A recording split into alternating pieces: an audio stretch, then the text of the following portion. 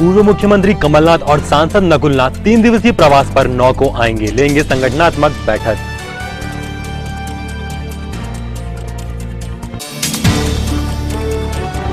कब चलेंगे बस के पहिए, यात्री हुए परेशान। शासन को निर्देशों का इंतजार। भोपाल, इंदौर और नागपुर के लिए सबसे ज्यादा पूछताछ। किसानों ने फेंका हजारों क्विंटल टमाटर, भाव नहीं मिलने से बने हालात। लोडिंग वाहनों की कमी बनी परेशानी।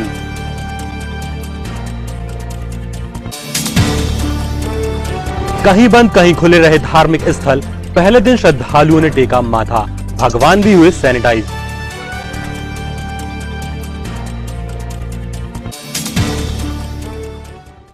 नमस्कार, सिटी हलचल में आपका स्वागत है। अब तक की तमाम खबरों के साथ मैं हूं जय चंद्रवंशी और आइए अब देखते हैं खबरें विस्तार से।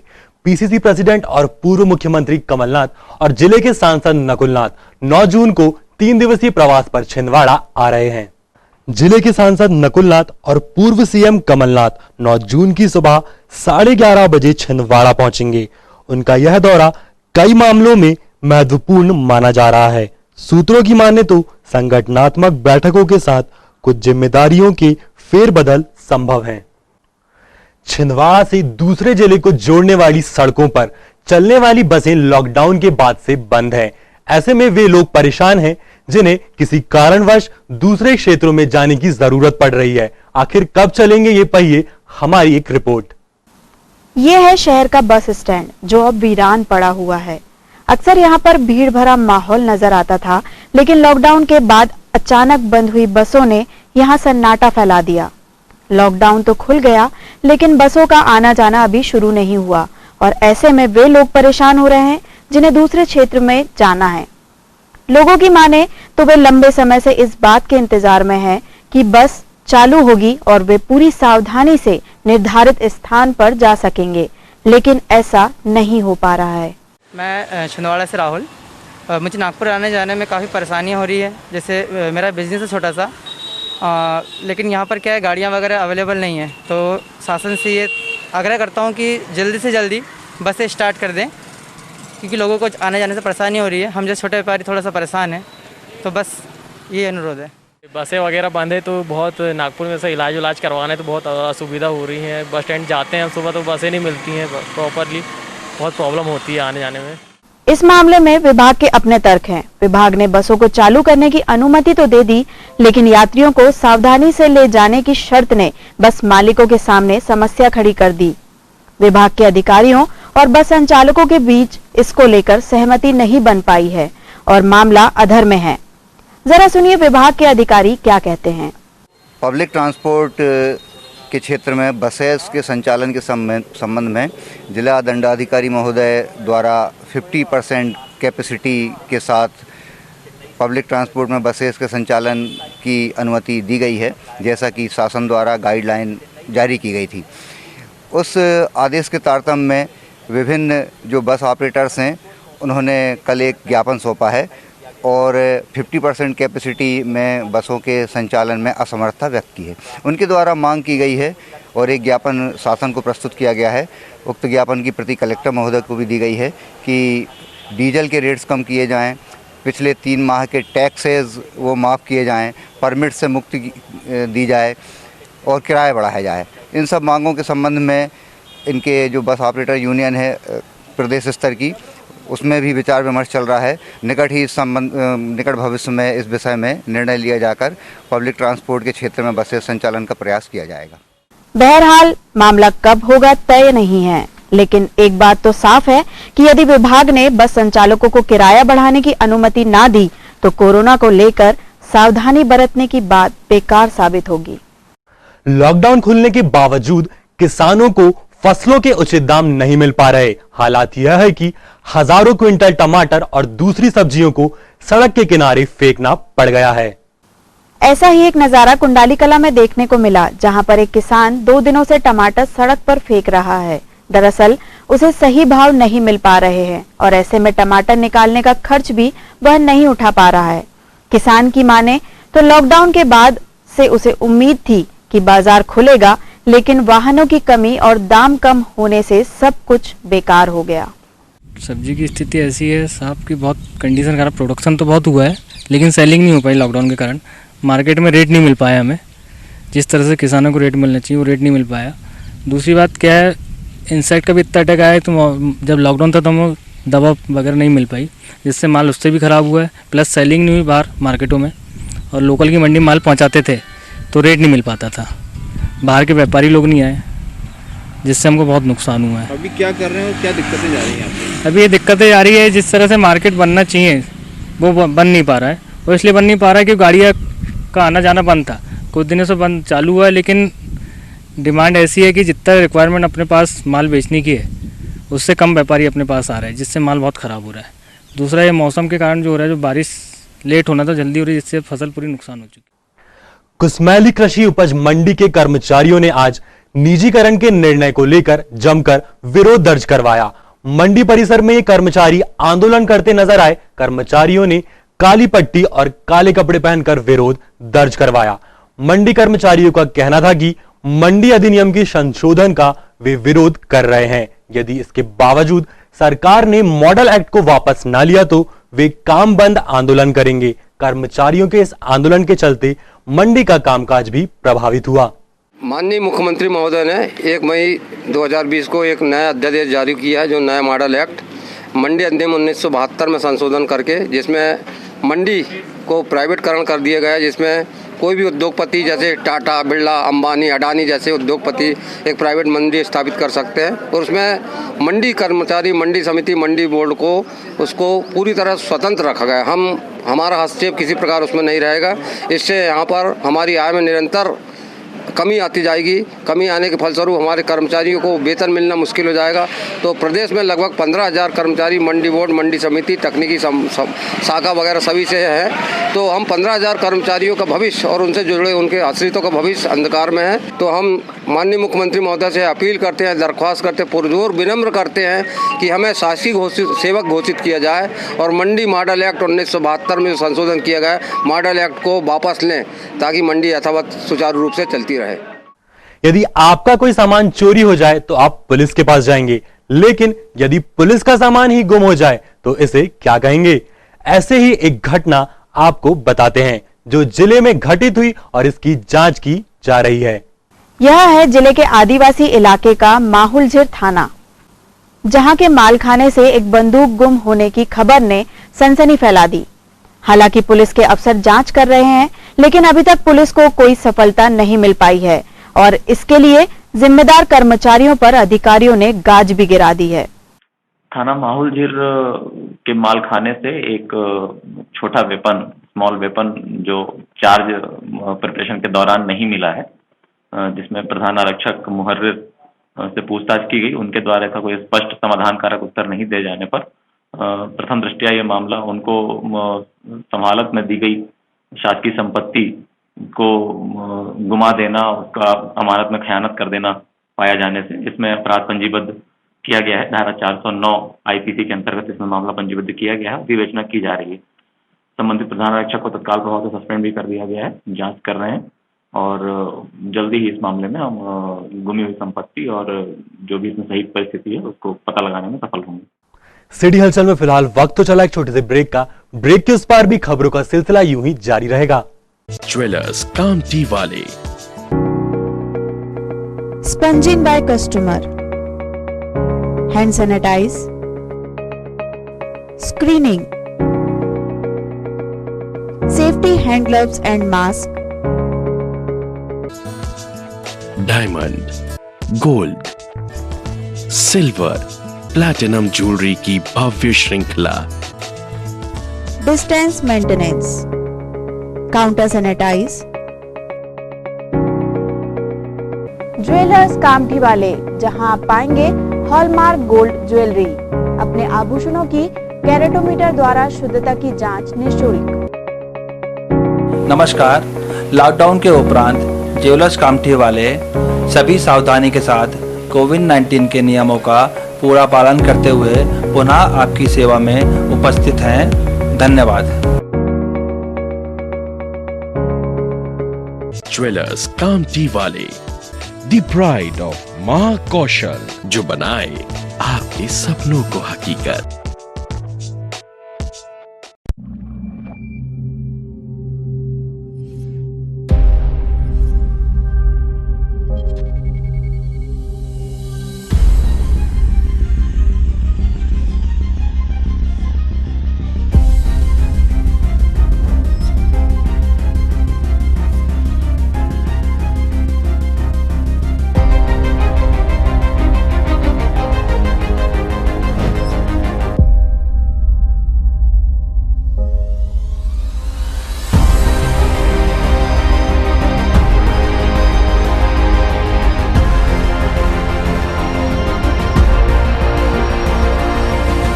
Pulsar 125 joins the league of thrill machines. Break के बाद एक बार फिर स्वागत है आपका और आइए अब आगे बढ़ते हैं खबरों में। कक्षा 12वीं बोर्ड की परीक्षा कल 9 अप्रैल से शुरू होने जा रही है। इसमें तकरीबन 25,000 छात्र परीक्षा देंगे। परीक्षा को लेकर शिक्षा विभाग ने तमाम तरीके की तैयारियां पूरी कर ली हैं। जानकारी के अनुसार परीक्षा के लिए 170 केंद्र बनाए गए हैं। नकल रोकने के लिए विभाग ने उड़न दस्ते की तैनाती भी की है। इसके अलावा कोरोना से बचाव को लेकर भी विभाग के अधिकारियों ने एहतियात बरतने की बात कही है। कलेक्टर सौरभ सुमन के निर्देशानुसार जिले के सभी परीक्षा केंद्रों में कोविड-19 संक्रमण से बचाव के लिए शासन के निर्देशानुसार व्यवस्थाओं का निरीक्षण त्रिस्तरीय निरीक्षण दलों द्वारा किया जा चुका है। सभी परीक्षा केंद्रों में परीक्षा कक्ष सैनिटाइज किए जा चुके हैं। हैंड सैनिटाइजर, थर्मल स्कैनर और मास्क तथा पीने के पानी के लिए डिस्पोजेबल ग्लास सहित सोशल डिस्टेंसिंग के लिए भी प्रॉपर इंतजाम हो चुके हैं। सभी परीक्षार्थियों को अपने सेंटर पर परीक्षा से 1 घंटे पूर्व पहुंचने की सूचना सुनिश्चित की जा चुकी है। साथ ही जिला शिक्षा अधिकारी अरविंद चौरागड़े ने पर्यवेक्षकों सहित परीक्षक दल को 2 घंटे पूर्व पहुंचने के निर्देश दिए हैं। कोविड-19 को दृष्टिगत रखते हुए छात्रों की सुरक्षा को मद्देनज़र रखते हुए ये सारी परीक्षाएं हमको यहाँ पे संचालित कराना है। इसके लिए विशेष निर्देश ये हैं कि जो जितने भी केंद्र हैं उनको सबसे पहले सैनिटाइज़ किया जाए और प्रतिदिन उनको शाम को सैनिटाइज़ किया जाए। दूसरा कि बच्चे मास्क लगा कर आएँ। बच्चों को गेट पर ही उनकी थर्मल स्कैनिंग कराई जाए। यदि टेम्परेचर उनका अधिक पाया जाता है तो प्रत्येक परीक्षा केंद्र पर एक आइसोलेशन कक्ष होगा। उस आइसोलेशन कक्ष में उसकी परीक्षा संपादित कराई जाए और उसके बाद उसको स्वास्थ्य विभाग को सुपुर्द किया जाए जिससे कि उसका स्वास्थ्य परीक्षण कराया जा सके। स्कैनर कराने के बाद इनका हैंड सैनिटाइज़र कराना है और उसके बाद इनको परीक्षा कक्ष में इस प्रकार बैठाना है जिससे सोशल डिस्टेंसिंग या फिजिकल डिस्टेंसिंग का पालन सुनिश्चित हो जाए, जिसके लिए हम लोगों ने सभी केंद्राध्यक्ष को निर्देशित किया हुआ है कि वो एक बेंच छोड़कर इन बच्चों को बिठाने की व्यवस्था करें और वो सभी प्राचार्य ने सुनिश्चित भी किया हुआ है। जिले में लगभग 170 परीक्षा केंद्र है जिसमें 25,000 के आसपास बच्चे इसमें सम्मिलित होंगे, जिसमें 164 बच्चे अन्य जिलों से इस जिले में आए हैं और 293 बच्चे इस जिले से अन्य जिलों में गए हैं, जिसकी सूचना सभी केंद्राध्यक्ष को दे दी गई है। वन विभाग के निष्कासित दैनिक वेतन भोगी कर्मचारियों ने कलेक्ट्रेट पहुंचकर ज्ञापन सौंपा और अपनी आप बीती मीडिया को जाहिर की। 6 महीनों तक मानदेय नहीं दिया गया और सीएम ऑनलाइन शिकायत करने पर आधा पैसा देकर निकाल भी दिया। सारी अर्थव्यवस्था का सुधार क्या कर्मचारियों व दैनिक वेतन भोगियों को निकाल कर होना है या फिर इन बेचारों को सीएम ऑनलाइन शिकायत का खामियाजा भुगतना पड़ रहा है। हम आए थे, हमारी क्या क्या बिना मौखिक बताए रेंजर साहब ने बंद कर दिया गया। 28 जून 1993 हम कार्य थे और अभी वर्तमान में जांच नाका में थे। जांच नाका से बंद किया गया है और नहीं तो जांच नाका देखते थे, जंगल भी जाते थे। बस कितने लोगों को बंद किया गया? 11 लोग। बाकी जंगल में हगवारी में वनों पर जांच नाका में। मतलब किस कारण बंद किया गया आपको? अचानक बिना बताए। सर मुझे वेतन है 6,996 रुपये, उसमें से 6 महीने की रुकी गई थी। मैंने कंप्लेंट किया सीएम हेल्पलाइन पे, तो इन्हें आधी पेमेंट वेतन दिया गया है 3,500 रुपये और उसके बाद हमको नौकरी से बंद कर दिया गया। भारतीय राष्ट्रीय छात्र संगठन ने माध्यमिक शिक्षा मंडल द्वारा 12वीं बोर्ड के शेष बचे पेपर्स कराए जाने का विरोध करते हुए जनरल प्रमोशन की मांग की है। आज जिला निशाई के नेतृत्व में जनरल प्रमोशन की मांग को लेकर जो कल 12वीं के एग्जाम शुरू होने वाले हैं उसको लेकर आज जिला निशाई के नेतृत्व में कलेक्टर महोदय को ज्ञापन सौंपा है। और आइए अब आपको दिखाते हैं दो नजारे एक साथ। एक तरफ गर्मी में पानी पाकर कौओं का जोड़ा खुशी जाहिर कर रहा है, तो दूसरी ओर कलेक्ट्रेट की टंकी से लगातार घंटों बहता पानी बता रहा है कि पानी बहुत है। कलेक्टर सौरभ सुमन ने सभी विभाग प्रमुखों की बैठक लेकर बिंदुवार समीक्षा की तथा आवश्यक दिशा निर्देश प्रदान किए।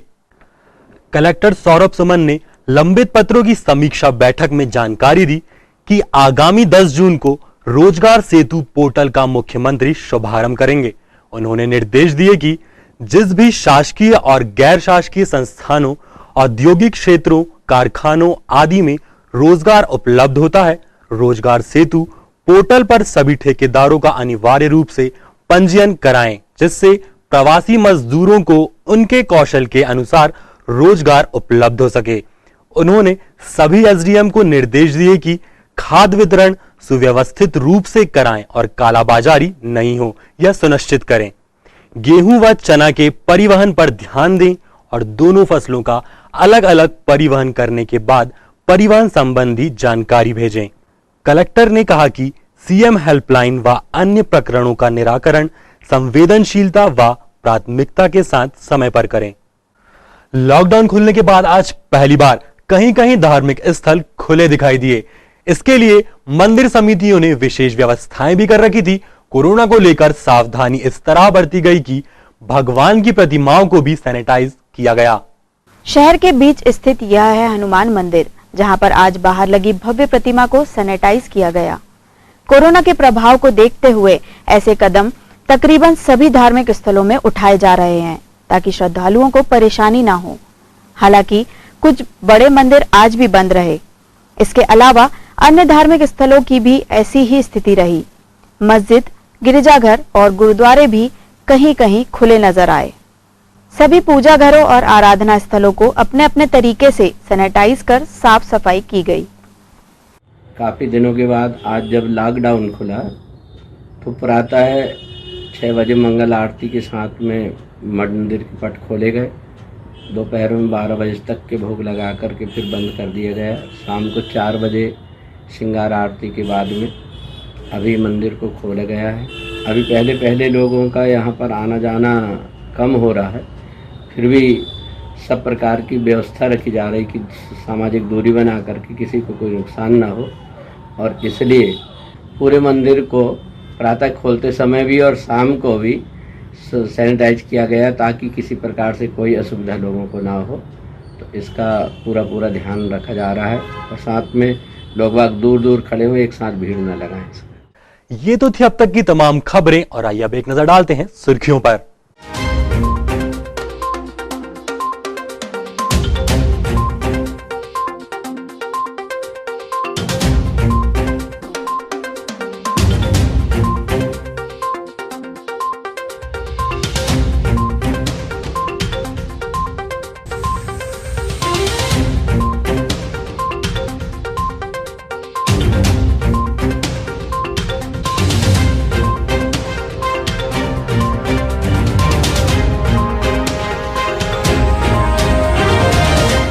और अंत में एक बार फिर देख लेते हैं हेडलाइंस।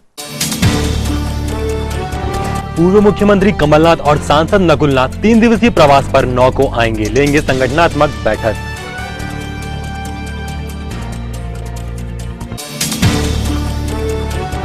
कब चलेंगे बस के पहिए, यात्री हुए परेशान। शासन को निर्देशों का इंतजार, भोपाल, इंदौर और नागपुर के लिए सबसे ज्यादा पूछताछ।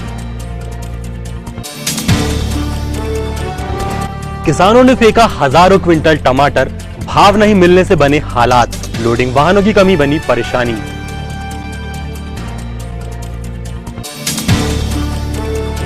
कहीं बंद कहीं खुले रहे धार्मिक स्थल, पहले दिन श्रद्धालुओं ने टेका माथा, भगवान भी हुए सैनिटाइज।